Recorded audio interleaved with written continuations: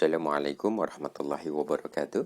Alhamdulillah kita telah memasuki pertemuan ke-50 dalam program kita 10 menit mengaji tafsir Jalalain. Insyaallah program ini akan kita laksanakan setiap hari dan semoga Allah masih memberikan keistiqomahan kepada kita untuk mengkaji ayat-ayatnya, untuk memahami maknanya dan menemukan hikmah-hikmah di dalamnya sehingga kita semakin tercerahkan menuju Allah Subhanahu wa taala. Amin amin amin ya rabbal alamin. Hari ini kita akan melanjutkan kajian terhadap ayat ke-89 dari surat Al-Baqarah. Mari kita mulai kajian kita kali ini dengan membaca basmalah bersama-sama. Bismillahirrahmanirrahim. Walamma ja'a lan nalikane teka hum ing Yahudi apa kitabun kitab min indillahi saking ngersani Gusti Allah.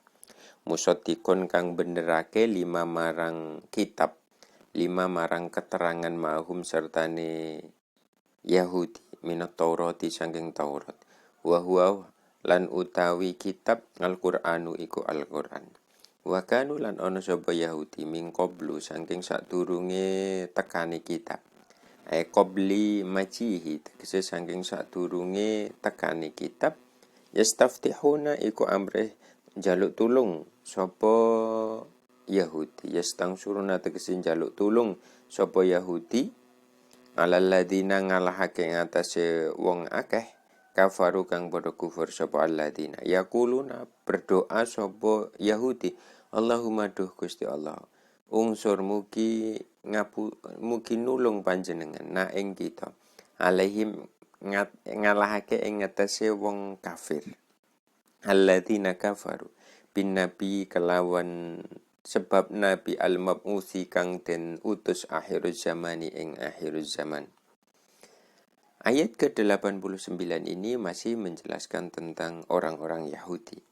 Jadi ayat ke-89 ini mengatakan walamma ja'ahum kitab, dan ketika mendatangi mereka sebuah kitab dari sisi Allah yang membenarkan terhadap apa yang bersama mereka, maksudnya ketika datang Al-Qur'an yang membenarkan Taurat, keterangan-keterangan yang ada di Taurat, wa kanu min qablu, dan orang-orang Yahudi ini sebelum datangnya kitab, sebelum diutusnya Nabi Muhammad, mereka itu sering berdoa kepada Allah untuk diselamatkan dari orang-orang kafir. Jadi kalau kita lihat dalam keterangan di bawah penjelasan di 14 halaman 14 bawah ini, bahwa ketika orang-orang Yahudi bertemu dengan orang-orang musyrikin Makkah pada waktu itu, pada masa jahiliyah, jadi sebelum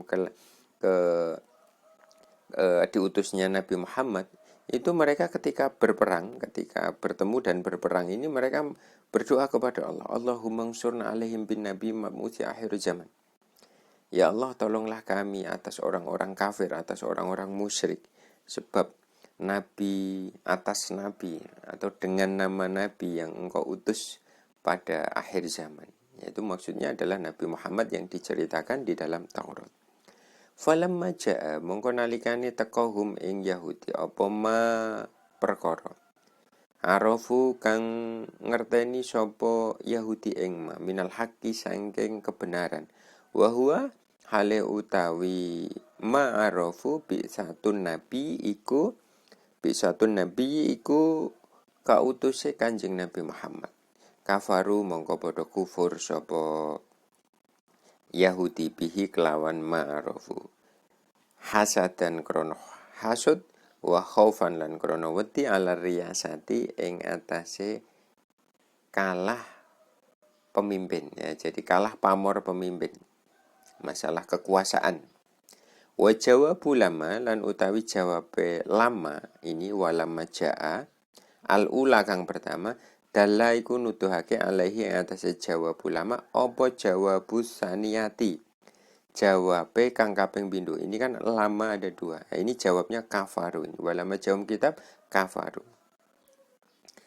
Nah, ini terus kemudian setelah apa yang mereka sering berdoa, isi yang mereka doa yaitu bin nabil mab'us itu datang, bersama dengan kitab, dengan Al-Quran. Falamma ja'ahum ma'arafu, maka ketika apa yang mereka ketahui dari Taurat tadi, bin Nabiil Mab'uts akhir zaman ini telah datang, kebenaran-kebenaran telah datang, yaitu diutusnya Nabi Muhammad, kafarubi, mereka itu mengingkari Nabi Muhammad, mereka mengingkari ma'arafu, apa yang sudah diketahui dari Taurat tersebut, mengingkari kenabian Nabi Muhammad dan mengingkari Al-Quran. Karena apa? Hasadan wa khaufan ala riyasa. Jadi ketidakmauan mereka mengimani itu, atau kenapa kemudian dia mengingkari itu adalah hasadan, karena ada sifat dengki di dalam hati orang-orang yang disindir di dalam ayat ini, atau yang dijelaskan dalam ayat ini. Wa khaufan ala riyasa, dan takut kalah pamor pemimpin. Nah, makanya yang diceritakan di sini kalau khaufan ala riyasah, ini artinya yang melakukan ini bukan level bawah ini, tetapi level-level para pemimpin, sehingga perlawanannya ya cukup keras gitu ya. Ini khaufan ala riyasah. Falaknatullahi, mongko utawi laknate Gusti Allah, alal kafirina iku ing atase wong-wong kafir. Laknatullah, laknat itu kalau kita lihat di penjelasan di bawah, maksudnya adalah azab dan dijauhkan dari rahmat. Jadi yang disebut laknat itu azab kalau di akhirat, dan juga dijauhkan dari rahmat saat ini ya. Laknat umpamanya ada orang dilaknat, artinya dijauhkan dari rahmat Allah. Bisa juga azabnya di dunia, artinya mendapatkan balak dan lain sebagainya. Falaknatullahi alal kafirin, maka laknat Allah bagi orang-orang kafir, orang-orang yang mengingkari apa yang mereka ketahui tadi. Di sini ayat ke-89 ini, jika kita mencermati, kalau saya pribadi ada beberapa hal yang bisa kita ambil. Yang pertama, ketika sebuah kebenaran itu datang, terus kemudian tidak sesuai dengan keinginan kita, karena mungkin kita banyak diliputi keinginan lain, diliputi hawa nafsu, maka kebenaran itu tidaklah kemudian menjadi salah, tidak. Tetapi yang salah adalah kita karena mengingkari kebenaran tersebut. Makanya kebenaran dimanapun adalah sebuah kebenaran, dan kita harus mengatakan bahwa itu adalah benar. Terus kemudian yang kedua, ini ada kata khauf, hasad dan wa khaufan ala riyasa. Jadi sifat kedengkian itu akan membuat seseorang itu akan terjerumus kepada hal-hal yang menjadikan dia tidak enak, menjadikan dia untuk melakukan perlawanan yang sengit, dan ini pasti tidak membahagiakan dalam kehidupan. Makanya kafarubi falaknatullahi alal kafirin, orang-orang yang diliputi dengan kedengkian ini maka akan dijauhkan dari welas asih, dari sifat rahman, dari sifat rahim, dari kasih sayang. Kalau orang itu tidak dikasih sayangi, ya, tidak mendapatkan kasih sayang, itu tidak enak. Jangankan di sini tidak mendapatkan kasih sayang dari Allah, yang artinya nanti imbasnya itu tidak hanya di dunia tetapi nanti juga akhirat. Lawang kita saja tidak dikasih orang tua, rasanya tidak enak. Tidak dikasihi teman yang lain, dikasihi teman yang dekat kita ternyata tidak mengasihi kita, itu tidak enak. Kita tidak dikasihi dengan orang-orang dekat kita, itu juga tidak enak. Itu aja di dunia. Bagaimana kemudian kalau laknatullah, dijauhkan dari kasih sayang Allah di dunia dan akhirat? Maka semoga kita dijauhkan dari laknatullah, dijauhkan dari